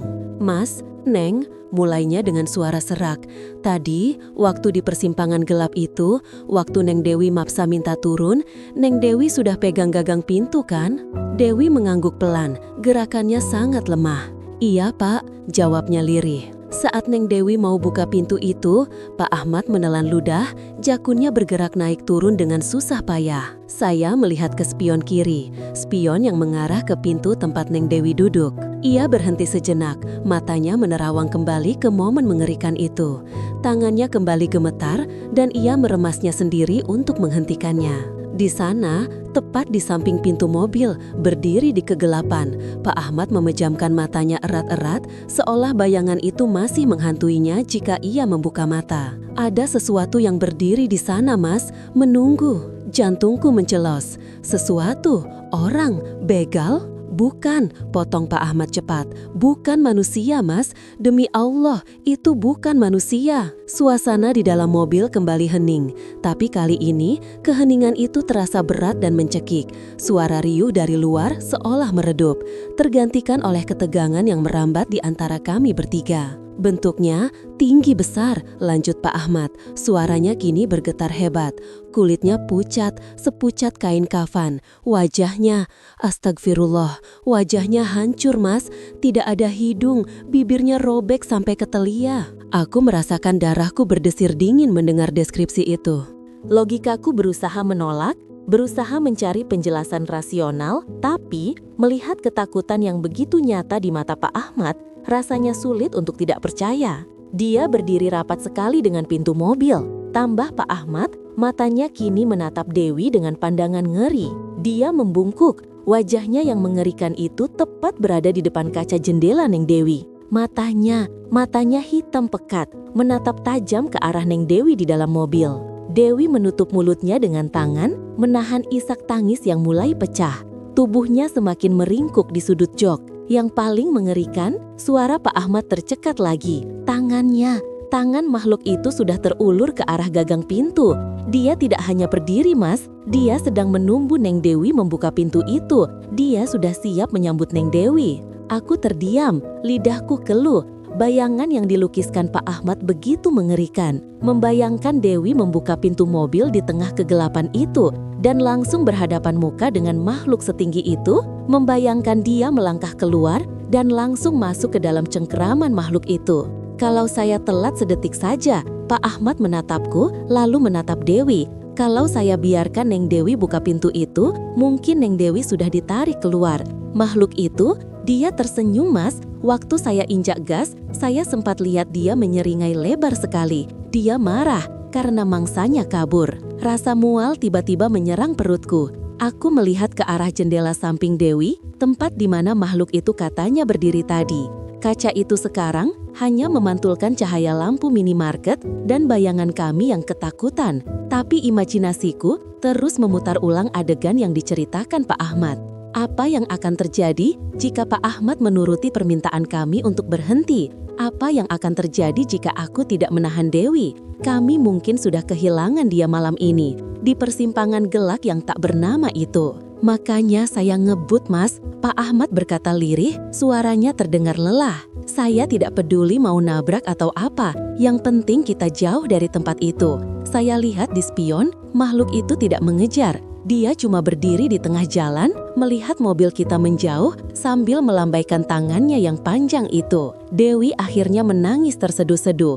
Tangisnya bukan lagi karena marah, melainkan karena rasa syukur yang bercampur dengan horor yang luar biasa. Ia menyadari seberapa dekatnya ia dengan maut atau sesuatu yang lebih buruk dari maut. Aku menghela napas panjang, berusaha mengusir rasa dingin yang menjalar di punggungku. Aku menatap Pak Ahmad dengan pandangan baru. Kemarahanku tadi lenyap seketika, berganti dengan rasa terima kasih yang mendalam. Orang tua ini, di tengah ketakutannya sendiri, bertindak insting untuk menyelamatkan kami. Terima kasih, Pak. Ucapku pelan, suaraku terdengar asing di telingaku sendiri. Maaf, saya tadi bentak-bentak, Bapak. Pak Ahmad mengangguk lemah, mengambil botol air mineral dari sisi pintunya dan meneguknya dengan rakus hingga habis setengah. Tidak apa-apa, Mas. Wajar Mas marah. Saya juga kalau jadi Mas pasti marah. Ia menyeka sisa air di bibirnya, lalu menatap keramaian di depan minimarket. Cahaya terang, orang-orang yang tertawa, pengamen yang menyanyikan lagu dangdut di kejauhan, semua itu terasa begitu nyata, namun juga begitu jauh dari apa yang baru saja kami alami. Sekarang bagaimana, Mas? Tanya Pak Ahmad, suaranya sudah mulai stabil meski wajahnya masih pucat. Kita masih jauh dari tujuan, tapi jujur saja, kaki saya masih lemas buat injak pedal gas lagi. Aku menoleh ke belakang, menatap Dewi yang masih sesengkukan. Kondisinya kacau balau. Memaksakan perjalanan dalam kondisi mental seperti ini sangat berisiko. Tapi berhenti di sini juga bukan pilihan jangka panjang. Kita istirahat dulu sebentar di sini, Pak, putusku akhirnya. Bapak tenangkan diri dulu, ngopi dulu atau merokok kalau perlu, biar Dewi juga bisa napas lega. Aku membuka pintu mobil, membiarkan udara malam yang berbau aspal dan makanan masuk menggantikan udara pengap di dalam kabin. Dewi, kamu mau turun, beli minum atau sesuatu yang hangat? Tawarku lembut. Dewi menggeleng cepat, ia memeluk tasnya erat-erat di dada. Enggak Mas, aku enggak mau keluar, aku di dalam sini saja. Kunci pintunya Mas, tolong kunci pintunya. Ketakutan itu begitu dalam tertanam, ia bahkan takut untuk keluar di tempat yang seramai ini. Oke, saya kunci dari luar ya, saya belikan minum sebentar. Pak Ahmad temani di sini atau mau keluar? Saya keluar sebentar Mas, cari angin, dada saya sesak, jawab Pak Ahmad seraya membuka pintunya. Kami berdua keluar dari mobil. Begitu kakiku menapak aspal parkiran minimarket, rasanya seperti kembali ke dunia nyata. Tapi bayangan cerita Pak Ahmad tentang sosok bermata hitam dan bibir robek yang menunggu di persimpangan itu tak mau pergi dari kepalaku. Aku menatap jalanan raya di depan minimarket. Kendaraan berlalu lalang dengan normal. Tidak ada yang tahu bahwa beberapa kilometer di belakang sana, di sebuah persimpangan gelap, ada sesuatu yang berdiri menunggu mangsa yang lengah. Sesuatu yang hampir saja merenggut teman kami. Pak Ahmad menyulut rokok kreteknya di dekat tiang lampu, tangannya masih sedikit gemetar saat memegang pemantik api. Asap rokok mengepul ke udara, berbaur dengan cahaya lampu.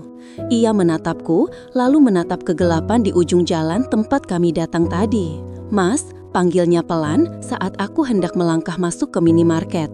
Ya Pak, untung tadi Neng Dewi tidak jadi turun, katanya dengan tatapan kosong. Saya punya firasat buruk. Kalau pintu itu sempat terbuka sedikit saja, mungkin kita semua tidak akan sampai di sini. Kata-kata itu menggantung di udara, membuat langkahku terhenti sejenak. Aku hanya mengangguk kaku, tidak berani membayangkan lebih jauh, lalu buru-buru masuk ke dalam minimarket, mencari cahaya yang lebih terang untuk mengusir dingin yang menusuk tulang. Namun aku tahu, sisa perjalanan malam ini tidak akan sama lagi. Bayangan sosok di persimpangan itu akan terus mengikuti kami, duduk diam di sudut pikiran, menunggu saat kami lengah kembali. Tubuhku masih gemetar, bukan karena dinginnya pendingin udara di dalam mobil tua ini, melainkan karena sisa-sisa adrenalin yang belum sepenuhnya surut. Namun, getaran itu perlahan berubah ritmenya saat telingaku mencerna setiap kata yang keluar dari mulut Pak Ahmad. Suaranya yang parau dan berat memenuhi kabin mobil, memecah keheningan yang sempat mencekam di antara kami.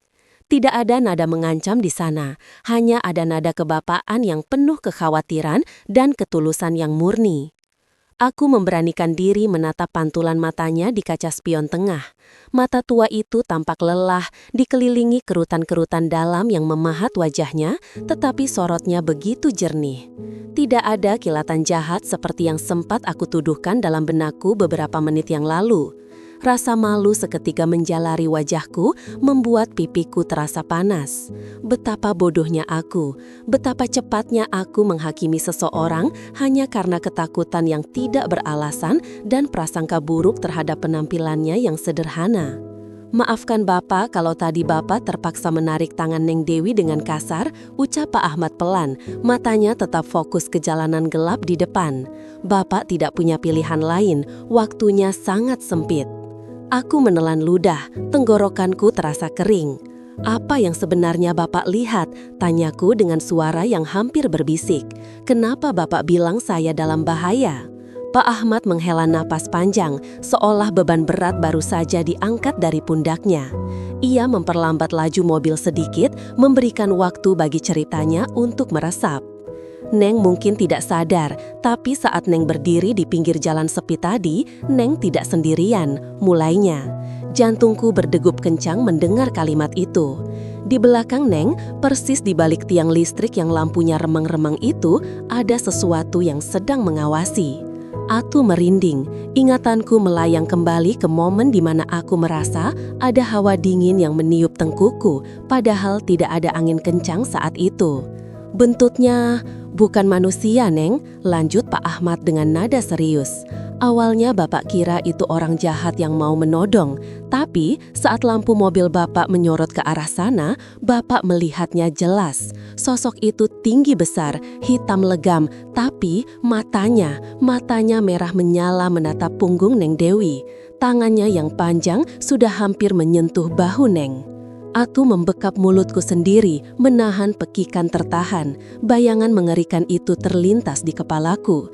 Jika Pak Ahmad tidak datang tepat waktu, jika dia tidak membunyikan klakson dan memaksaku masuk, entah apa yang akan terjadi padaku. Mungkin aku tidak akan pernah pulang malam ini. Daerah sana memang angker, Neng, bekas rawa yang ditimbun. Sudah banyak kejadian orang hilang atau kecelakaan tunggal tanpa sebab yang jelas. Orang-orang tua di sini tahu betul pantangannya. Jangan berdiri sendirian di sana lewat tengah malam, apalagi dalam kondisi melamun atau pikiran kosong. Aku terdiam, meresapi setiap penjelasannya. Rasa takut yang tadi menguasai diriku, kini berganti wujud menjadi rasa syukur yang teramat dalam. Air mata perlahan menggenang di pelupuk mataku, bukan karena sedih, tapi karena kelegaan yang luar biasa. Pria tua yang kusangka penculik ini, yang sempat ingin kupukul dan kulawan, ternyata adalah penyelamatku. Dia adalah pahlawan yang dikirim Tuhan di saat yang paling kritis. Di saat aku bahkan tidak menyadari bahaya yang mengintai tepat di belakangku. Terima kasih, Pak, ucapku lirih. Suaraku bergetar menahan tangis. Saya tadi sempat berpikir yang tidak-tidak tentang Bapak. Saya kira Bapak mau jahat sama saya. Pak Ahmad tersenyum tipis. Sebuah senyuman tulus yang membuat wajahnya terlihat jauh lebih ramah. Tidak apa-apa, Neng. Wajar kalau Neng curiga. Zaman sekarang memang harus waspada. Bapak juga punya anak perempuan seumuran Neng di kampung. Bapak cuma membayangkan Kalau itu anak Bapak, Bapak pasti ingin ada orang yang menolongnya juga. Kalimat itu menohok hatiku.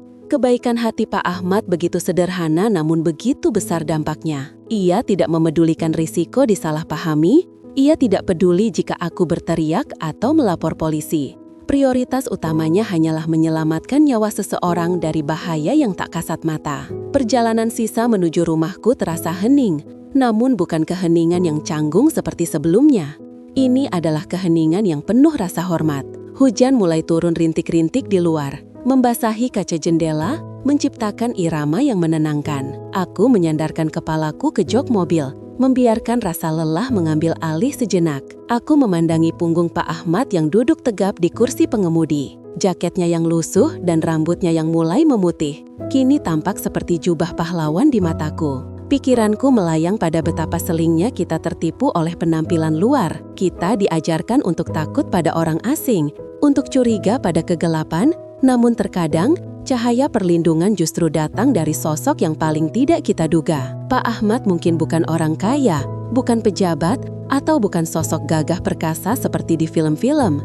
Tapi malam ini, dia lebih hebat dari semua itu. Dia memiliki kepekaan batin yang tajam dan keberanian untuk bertindak. Mobil perlahan berbelok memasuki kompleks perumahanku. Lampu-lampu jalan yang terang benderang menyambut kami, memberikan rasa aman yang familiar. Pak Ahmad mengemudikan mobilnya dengan hati-hati, melewati polisi tidur, memastikan aku tetap nyaman hingga tujuan. Rumah yang pagar hitam itu ya, Neng? Tanyanya memastikan. Iya, Pak. Yang ada pohon mangganya, jawabku. Mobil berhenti tepat di depan gerbang rumahku. Aku segera merogoh tas, mencari dompet. Aku ingin memberikan semua uang tunai yang aku punya sebagai tanda terima kasih. Namun, saat aku menyodorkan beberapa lembar uang berwarna merah, Pak Ahmad menggeleng pelan. Simpan saja, Neng. Bapak ikhlas nolongnya. Lagian, ini kan searah jalan pulang Bapak. Tolaknya halus. Tolong diterima, Pak, paksaku, mengetakkan uang itu di dashboard dekat tangannya. Ini bukan ongkos taksi, Pak. Ini ucapan terima kasih saya. Kalau Bapak tidak mau terima, saya tidak akan bisa tidur tenang malam ini. Tolonglah, Pak, buat beli bensin atau oleh-oleh untuk anak Bapak di kampung. Mendengar kata anak, pertahanan Pak Ahmad luluh. Ia menatap uang itu sejenak, lalu menatapku dengan mata berkaca-kaca. Terima kasih banyak, Neng. Semoga Allah membalas kebaikan Neng berlipat ganda. Neng, hati-hati ya. Jangan pulang larut malam sendirian lagi. Bahaya tidak selalu terlihat oleh mata. Aku mengangguk mantap. Iya, Pak, saya janji. Bapak juga hati-hati di jalan. Aku membuka pintu mobil dan melangkah keluar. Udara malam yang sejuk menyapaku, tapi kali ini tidak ada rasa takut. Aku berdiri di depan pagar, menunggu sampai mobil tua Pak Ahmad melaju pergi menjauh. Lampu belakang mobil itu perlahan mengecil, ditelan kegelapan jalan, tapi bagiku, cahaya kebaikannya akan terus membekas. Saat aku membuka kunci pagar dan melangkah masuk ke halaman rumah, aku menyempatkan diri menengadah ke langit malam yang gelap. Awan mendung masih menggantung, menutupi bintang-bintang. Namun, aku tahu di sana ada kekuatan yang lebih besar yang mengatur segalanya. Kejadian malam ini menjadi pengingat keras bagiku, bahwa dunia ini memiliki sisi lain yang tak terjangkau logika, sisi gelap yang mengintai di sudut-sudut sepi. Namun, di saat yang sama, dunia ini juga dipenuhi oleh malaikat-malaikat tak bersayap yang menyamar menjadi manusia biasa. Aku masuk ke dalam rumah, mengunci pintu rapat-rapat, dan menyalakan semua lampu ruang tamu. Rasa aman kembali melingkupiku. Aku duduk di sofa, menghela napas panjang, dan membiarkan tubuhku rileks sepenuhnya. Bayangan sosok bermata merah yang diceritakan Pak Ahmad mungkin akan menghantuiku beberapa malam ke depan. Tapi, ingatan tentang kebaikan Pak Ahmad akan menjadi penawarnya. Malam itu, aku belajar satu hal penting, bahwa dalam situasi paling mencekam sekalipun, harapan itu ada. Dan terkadang, pertolongan tidak datang dengan iringan terompet atau cahaya silau, melainkan melalui klakson mobil tua dan suara parau seorang bapak tua yang peduli. Aku menutup mata, memanjatkan doa syukur, berterima kasih karena masih diberi kesempatan untuk bernapas lega malam ini, selamat dari sesuatu yang bahkan tidak sempat kusadari keberadaannya.